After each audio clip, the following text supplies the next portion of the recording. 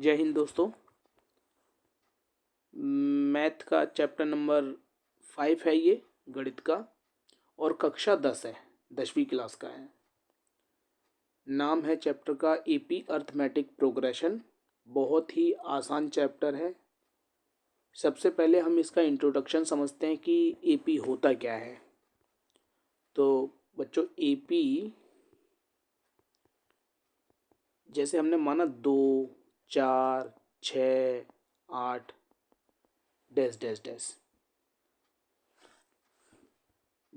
जिस प्रकार से 4 में से 2 गए तो 2 बचे, 6 में से 4 गया 2, और 8 में से 6 गया 2। तो आप गैप देखिए कितने कितने का आ रहा है, 2 2 का आ रहा है। अब जरूरी नहीं है कि कोई 2 2 का गैप आए, 3 3 का भी आ सकता है, 4 4 का भी आ सकता है, 5 5 का भी आ सकता है, लेकिन पूरी सीरीज में वो गैप जो है वो सेम रहेगा। अगर ऐसा है तो वो एपी है, और अगर ऐसा नहीं है तो वो बेटा एपी नहीं है, तो वो एपी नहीं है। दूसरा एग्जांपल देखो बच्चे, जैसे 10, 20, 30, 40 डैश डैश डैश। अब 20 में से 10 गया तो 10 बचा, 30 में से 20 गया 10 बचा, ठीक है बच्चे, और 40 में से 30 गया तो भी 10 बचा। आगे ना 10 10 का डिफरेंस, तो ये एपी है। क्या है ये? एपी। अब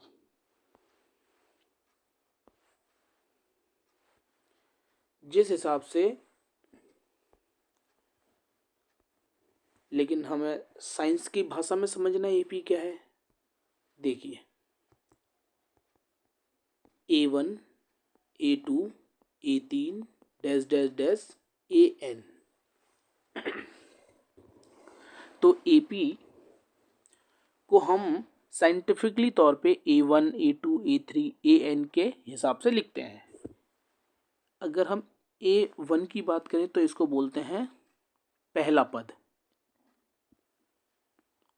इंग्लिश में फर्स्ट टर्म, फर्स्ट टर्म, और हिंदी में पहला पद, पहला पद। और इसको सेकंड टर्म, सेकंड टर्म, बेटा इसको थर्ड टर्म, है ना, थर्ड,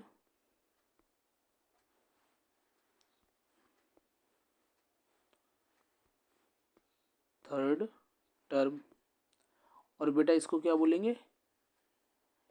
nth टर्म।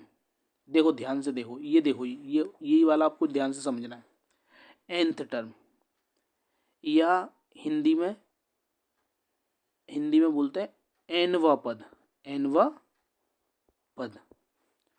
और बेटा एक और बोला जाता है हिंदी में और इंग्लिश में भी।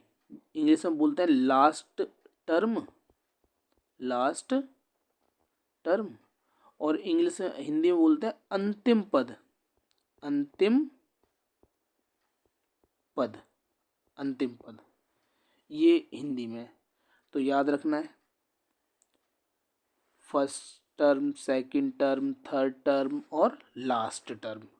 और बेटा ये जो AN है ना, जैसे मैंने लिखा है ना लास्ट टर्म अंतिम पद, तो इसी वजह से कभी कभार AN को आप कई क्वेश्चनों में देखोगे कि L लिखा है। तो वहाँ L लिखा होगा ना, तो आप कंफ्यूज मत होना ये क्या है, ये AN है। ठीक है बच्चों, आगे इतना समझ में? चलो आगे करते हैं इसको। देखिए, ये वीडियो स्टॉप कर करके आप इनको उतार लेना, इनके नोट्स बना लेना, तो फ़ायदा रहेगा। एक शॉर्ट नोट बन जाएगा ना, जिससे आपको रिवीजन करने में बहुत इजी, आसानी रहेगी। तो आपने एपी कैसे लिखा जाता है वो समझ लिया, ठीक है जी। तो जिस प्रकार से एपी के अंदर A1, A2, A3 और डैश AN था, तो इसमें एक डी आता है बेटा, डी।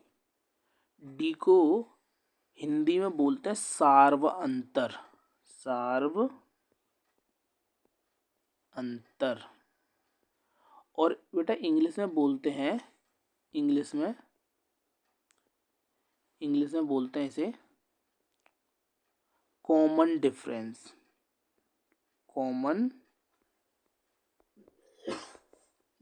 डिफरेंस। ठीक है जी, कॉमन डिफरेंस डिनोट किससे करते हैं, डी से। क्या फॉर्मूला होता है डी निकालने का, D is equals to A2 minus A1, यानी कि दूसरे पद में से पहला पद घटा दिया। तो यानी कि क्या डी ऐसे भी लिखा जा सकता है, कैसे, A3 माइनस A2 ऐसे भी लिखा जा सकता है, तो बिल्कुल लिखा जा सकता है। ये ऐसे भी लिखा जा सकता है और ऐसे भी लिखा जा, दोनों सही है। तो हमने क्या दिया, हमने कह दिया कि बाद वाले में से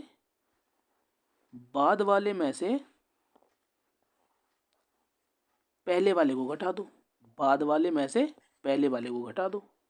अगर ये बाद वाला है तो ये उसका पहले वाला है, अगर ये बाद वाला है तो ये पहले वाला है। समझ में आ गया। तो बाद वाले में से पहले वाले को घटा दो, और एपी के अंदर डी सेम आएगा तभी तो वो एपी है, वरना तो एपी नहीं है। इतना समझ में आ गया। तो बच्चों अब उसके बाद में आता है एक फॉर्मूला, पहला फॉर्मूला, और वो होता है ए एन का। किसका होता है, ए एन। फॉर्मूला होता है a plus n minus 1 D. D पता चल गया, ए एन पता चल गया लास्ट टर्म, ए पता चल गया पहला टर्म। जो A1 है ना, उसको ये आप ए लिखते हो, तो ये कन्फ्यूज़न मत होना कि ये सर ए अलग है A1 अलग है, नहीं, एक ही है। और एन भी पता चल गया आपको।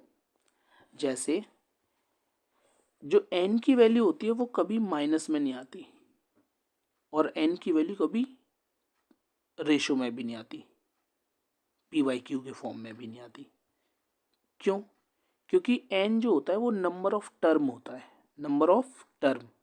और बच्चों नंबर ऑफ टर्म, जैसे मैं आपसे कहूँ कि आपकी क्लास में कितने बच्चे हैं, तो आप कहोगे जी सर 30 स्टूडेंट हैं या 35 स्टूडेंट हैं, तो वो पॉजिटिव में है ना, तो नंबर ऑफ स्टूडेंट है ना। तो इसी प्रकार से जब भी हम एपी के अंदर टर्म निकालते हैं तो वो ऑलवेज पॉजिटिव। ठीक है, एन की वैल्यू कभी भी नेगेटिव और रेशो में नहीं आएगी, इस बात को आप याद रखना। जो टर्म है हिंदी में पद, पद कभी भी माइनस में नहीं होता। चलो, a n is equals to A plus n minus 1 d, पहला फॉर्मूला, जिसको आप एन, ए एन का फॉर्मूला बोलते हो। अच्छा अगर मैंने लिखा A5, मैंने लिखा A5, तो आप इसे ऐसे लिख सकते हो A प्लस 4D, ऐसे लिख सकते हो। ध्यान देने वाली बात यह है कि यहाँ 5 लिखा है ना, तो यहाँ मैंने एक कम करके लिख दिया। इसी प्रकार से A7 लिखो तो इसे A प्लस 6D कर सकते हैं। आ रहे ना समझ में? A7 लिखा है, A प्लस 6D कर सकते हैं। इसी प्रकार से एक और देखो, A19 को क्या लिख सकते हैं, A प्लस बोलो A प्लस 18D, बिल्कुल सही। मैंने क्या समझाया, एक कम करके लिखना है, आगे ना। तो ये डायरेक्टली आप याद रखो कि एक कम करके लिख देते हैं। अब तुमको सर कैसे, ये कोई तुक्का है क्या? नहीं, ये कोई तुक्का नहीं है। कैसे? जैसे ये जो आप देख रहे हो ना यहाँ पे, आप यहाँ देखो, ये 5 है ना, तो ये 5 यहाँ रखो, इस वाले फॉर्मूले में रखो, खुद करो ये काम। जब आप 5 रखोगे तो n की जगह 5, तो 5 कहाँ आएगा, यहाँ आएगा, यहाँ पे भी 5 आएगा। तो 5 में से जब 1 जाएगा तो कितना बचेगा, 4 बचेगा कि नहीं बचेगा, तो देखो आ गया 4। तो कोई भी तुक्का नहीं है, सब फॉर्मूला है। तो लेकिन हमें याद तुक्के के हिसाब से रखना है, जिससे तुम्हें कंफ्यूजन ना हो। अगर आपको फॉर्मूले में पुट करके निकालना है तो भी निकाल लो, लेकिन अगर डायरेक्टली याद रखना है तो भी याद रख लो। जैसे ए 20 होता है यहाँ पर, है ना, यहाँ एन की जगह 20 होता है, ए 20, तो ए 20 को क्या लिखेंगे, ए प्लस 19d। कैसे, 20 यहाँ आएगा, यहाँ पर आएगा 20, और 20 में से 1 जाएगा तो 19 आ गया ना। इसी प्रकार से 2-3 आप कर लेना। तो बेटा पहला फॉर्मूला जिसको आप ए एन का फॉर्मूला बोलते हो वो मैंने समझा दिया। अब इसका दूसरा फॉर्मूला जिसको बोलते हैं सम। क्या बोलते हैं बेटा, सम, योग, योग का सूत्र। एपी का योग कैसे निकालते हैं, योग माने जोड़ना। अच्छा सपोज करो जैसे कि हमने पहले एक बात बोली कि 2 4 6। अच्छा ये बताओ 2 4 6 एपी है या नहीं, बताओ जल्दी से। हाँ एपी है, 2 4 6 एपी है। तो कैसे, क्योंकि 4 में से 2 जाएंगे तो 2 बचा, और 6 में से 4 जाएंगे 2 बचा, तो डी सेम आना चाहिए ना एपी में। तो यस, ये तीनों पद एपी के हैं, पहला पद, दूसरा पद और तीसरा पद। तीसरा पद 6 है। मैं कहूँ कि सम निकालो 3 पदों का, कितने का, तीनों पदों का, यानी कि 2 जमा 4 जमा 6 बराबर 12। देखो 6 4 10 और 2 12, ये है, इसे बोलते हैं योग। ठीक है बेटा, इसे बोलते हैं इंग्लिश में सम, सम ऑफ एपी। तो सम ऑफ एपी के हम 2 फॉर्मूले पढ़ेंगे, कितने, 2। सम ऑफ एपी के हम 2 फॉर्मूले पढ़ेंगे, दोनों ही बहुत आसान है। मैंने एक को नाम दिया है बेटा छोटा फॉर्मूला, और एक को नाम दिया है बड़ा फॉर्मूला। सम ऑफ एपी के, सम ऑफ एपी एस एन। पहले हम बड़ा फॉर्मूला लिख रहे हैं, एन अपॉन में 2 bracket 2a plus n minus 1 D, N minus 1 D, ये बड़ा फॉर्मूला नाम देते हैं। और बेटा एक है एस एन बराबर एन अपॉन में 2 और ए plus A N, A plus A N. ये ए एन पता है ना आप लोगों को क्या है, बताइए कमेंट करके। तो ये 2 फॉर्मूले हैं। तो पूरी एपी के अंदर केवल और केवल 3 फॉर्मूले हैं। इन्हीं 3 फॉर्मूले को निकाल सॉल्व करके हम कोई भी इक्वेशन को सॉल्व कर देते हैं। तो एक तो सबसे पहले ये कंफ्यूज नहीं होना कि कौन सा फॉर्मूला यूज होगा। तो तीनों फॉर्मूले लिख लो, आप जांच कर लो इसमें क्या पूछा गया है, सम पूछा गया है या योग हिंदी में, तो आप इन दोनों में से कोई एक फॉर्मूला लगेगा। ज़्यादातर तो बच्चे यही वाला फॉर्मूला यूज करते हैं, फर्स्ट नंबर वाला, क्योंकि सवाल में वो कंफ्यूज हो जाते हैं, क्योंकि वो ए एन को पुट करना भूल जाते हैं कि ए एन वाला भी फॉर्मूला है सम का। चलो कोई नहीं, अभी हम सवाल सॉल्व करेंगे तो आपको पता चल जाएगा। तो बेटा ये 3 फॉर्मूले, एक ए एन का और एक एस एन का, ये तीनों फॉर्मूले आपको याद रखने पड़ेंगे बहुत ज़रूर, उसके बाद ही सवाल सॉल्व हो पाएगा। चलो अब हम कुछ सवाल सॉल्व करते हैं। चलिए तो देखिए पहला सवाल, which term of AP is, AP दे रखिए 3 8 13 18 इज 78, यानी कि हिंदी में एपी 3 8 5 13 18 का कौन सा पद 78 है, 78 है। क्या पूछा है, कौन सा पद, तो क्या पूछा है आपसे बेटा, एन पूछा है।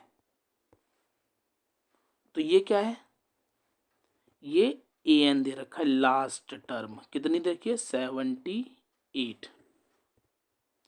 ए कितना है, ए बेटा 3 है। डी कितना है, डी कैसे निकालते हैं, आगे वाले में से वो सॉरी पीछे वाले में से आगे वाले को घटा देते हैं, यानी कि 8 में से 3 गए, आंसर आ गया 5। ठीक है बच्चों। अब फॉर्मूला जो लगा है a n is equals to A plus n minus 1 d, पहला फॉर्मूला जिसमें हम लोग ए एन की जगह क्या वैल्यू है, ए एन की जगह क्या वैल्यू है बेटा बताओ। ए एन की जगह वैल्यू है 78, रख दो 78। ए की जगह क्या है, ए की जगह 3 है, रख दो। एन की जगह ये एन ही तो निकालना है, तो इसकी जगह कुछ नहीं है। डी की जगह क्या है बेटा, डी की जगह 5 है। अच्छा, अब बहुत कॉमन सेंस की बात है, 3 जो है इधर उठा के लेके आएंगे 78 के पास। जब 3 78 के पास आएगा तो किस में आएगा, माइनस में। Is equal to n minus 1 और 5। अब देखो 78 में से 3 जाएगा तो 75 बचेगा, is equals to n minus 1 bracket close और 5। बेटा ये दोनों ना, ये दोनों मल्टीप्लाई में है, यहाँ पर, यहाँ मल्टीप्लाई में है। तो मल्टीप्लाई से जो चीज़ दूसरी तरफ भेजी जाती है वो चली जाती है डिवाइड में, ये तो पता होगा। चलो डिवाइड में भेज दी, डिवाइड माने भाग में, हिंदी वालों के लिए। तो अब मैं ये 5 के पारे से ये 75 काट रहा हूँ। 5 एकम 5, 2 इधर आ जाएगा 25 और 5m 25। ठीक है बेटा, आ गया समझ में। तो ये देख कितना बचा, 15 आ गया। ठीक है। अब ये जो एक है ना, एक ये माइनस का है, ये 15 के पास पहुंचेगा तो ये बन जाएगा प्लस का, इज इक्वल्स टू में n। तो 15 और 1 16, यानी कि 16 इज इक्वल्स टू n। ये लो आंसर है, 16 आंसर है। आगे बच्चों समझ में, बहुत इजी क्वेश्चन था। Next, the 17th term of AP, यानी कि लिख लो 17th टर्म, यानी कि 17वां पद, एपी का 17वां पद, एपी का 17वां पद of N exist 10th term by 7। AP का 17वां पद 10वें पद से 7 अधिक है। कितना, 7 अधिक है। समझ में आ गया ये, हिंदी वालों को तो आ ही गया होगा, लिखा हुआ है डायरेक्ट क्वेश्चन। तो एपी का जो 17वां पद है वो 10वें पद से 7 अधिक है। तो बेटा सार्व अंतर ज्ञात कीजिए, अंग्रेजी में कॉमन डिफरेंस ज्ञात कीजिए। कॉमन डिफरेंस को बेटा आपको बता ही दिया है, डी बोलते हैं, तो डी ज्ञात करना है। तो अब वही तुक्के वाला फॉर्मूला निकालो। क्या था, A17 को A17 को क्या लिख सकते हैं, A प्लस बोलो 16D। यही था ना, एक कम कर देते हैं, भूले तो नहीं। हाँ, A10 को A plus 9D is plus 7। ठीक है बेटा, देखो A से A कट गया, और ये जो 9 है ना, इधर 16 के पास ले आओ, माइनस 9D, क्योंकि इधर प्लस का था ना 9D, तो इधर आके माइनस का हो जाएगा। इक्वल्स टू में क्या है, 7। 16 में से 9 गए, कितने बचे बेटा, 7D इज इक्वल्स टू 9 और 7। तो D is equals to 7 upon 7, 7 से 7 कट गया, आंसर विल बी 1। तो कॉमन डिफरेंस इज 1। बहुत आसान सवाल था, आगे करते हैं। एन एपी कंसिस्ट 50 टर्म, बहुत ध्यान से समझना क्वेश्चन, क्वेश्चन बहुत ध्यान से समझना। एक एपी में 50 पद हैं, तो बेटा 50 पद है, आपको पता चल गया क्या, एन 50 है इसमें, एन जो है वो 50 है। इतनी बात समझ में आ गई, पहले ही बोल दिया एपी में 50 पद हैं। अब आगे जो सॉल्यूशन होगा वो तो हमें नहीं पता, लेकिन पहले ही ये हमने समझ लिया कि उस एपी में 50 टर्म है। यदि 3 पद, सॉरी, यदि उसका तीसरा पद 12 है, ये जो यहाँ हिंदी में थोड़ी वो हो गई है गड़बड़ी, यहाँ 3 पद 12, इसका मतलब है तीसरा पद 12 है। तो यानी कि तीसरा पद को हम क्या लिख सकते हैं, A3 बराबर कितना 12, A3 बराबर 12 है। और अंतिम पद 106, बेटा अंतिम पद को क्या लिखते हैं पता है ना, AN लिखते हैं, कितना है 106। अब ये बताओ AP में कुल कितने पद हैं 50। तो ये जो अंतिम पद होगा वो कौन सा पद होगा, वो 50वां पद होगा नहीं होगा, होएगा ना। तो ऐसा करो A50 लिख दो, इसे कितना A50 कितना 106। आगे जी समझ में, A50 106 है। तो बेटा हमें क्या निकालना है, हमें निकालना है A29 क्या होगा, A29। तो यहाँ जरा ध्यान से देखो, जरा बच्चों यहाँ ध्यान से देखो, A29 को लिख सकते हैं A+28D, लिख सकते नहीं लिख सकते, A29 को A+28D लिख सकते हैं, ठीक है। यार तो एक बात बताओ, तो A29 को आप लिख सकते हो बेटा A+28D, है ना। अब एक और बात ध्यान से सुनना, आप AP का कोई सा भी पद ज्ञात कर सकते हो, अगर आपको A और D पता हो कोई सा भी पद निकाल सकते हो AP का, लेकिन आपको उस कंडीशन ये है कि A और D पता होना चाहिए। तो यानी कि ये इस सवाल में जो हम सॉल्यूशन करेंगे ना, वो A और D पता करने के लिए करेंगे बस, क्योंकि ना तो हमें यहाँ A दे रखा ना हमें D दे रखा।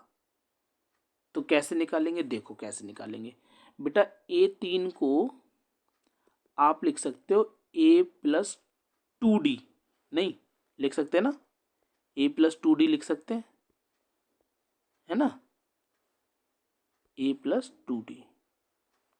और बेटा A3 है कितना, A3 की वैल्यू कितनी है, A3 की वैल्यू है 12 A+2D, इक्वेशन नंबर आ गई 1। इसी प्रकार से आप A50 को लिख सकते हो A+49D, इंग्लिश में A50 is equals to A+49D। बेटा A50 की वैल्यू कितनी है 106 is equals to A+49D, equation number second. ठीक है बच्चों, इक्वेशन सेकंड आ गई। अब ध्यान दीजिए, तो इक्वेशन सेकंड आ गई आपके पास, दोनों इक्वेशन। अब लिखें, देखो देख लो एक बार दोबारा देख लो, इक्वेशन ये हो गई, इक्वेशन ये हो गई। अब इक्वेशन 1 और 2, मैं इक्वेशन 1 और 2 को सॉल्व कर रहा हूँ। तो इक्वेशन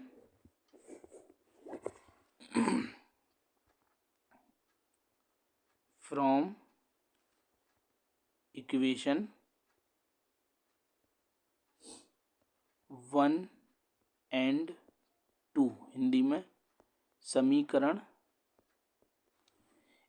1 व 2 से, समीकरण 1 व 2 से, ठीक है बेटा। 1 और 2 से कैसे करेंगे, क्या था, इक्वेशन देख लो एक बार, A+2D is equals to 12, A+2D is equals to 12, और दूसरी इक्वेशन थी A+49D इज इक्वल्स टू 106। ये प्लस का है तो ये माइनस का, ये प्लस का है तो ये माइनस का, ये प्लस का है तो ये माइनस का, ए से ए कट गया। 9th क्लास में खूब करा ऐसा।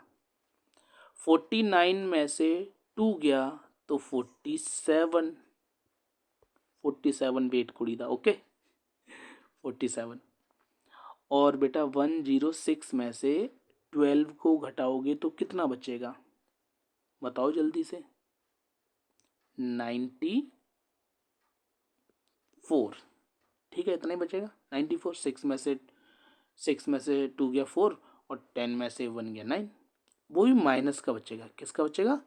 माइनस का, क्योंकि यहाँ माइनस का बड़ा है ना, ये माइनस का एक 106 बड़ा है तो माइनस का, इस माइनस से ये माइनस कट गया बेटा, देखो है ना। अब 47D इज इक्वल्स टू 94, और बेटा क्या करेंगे, D is equals to 94 upon में 47।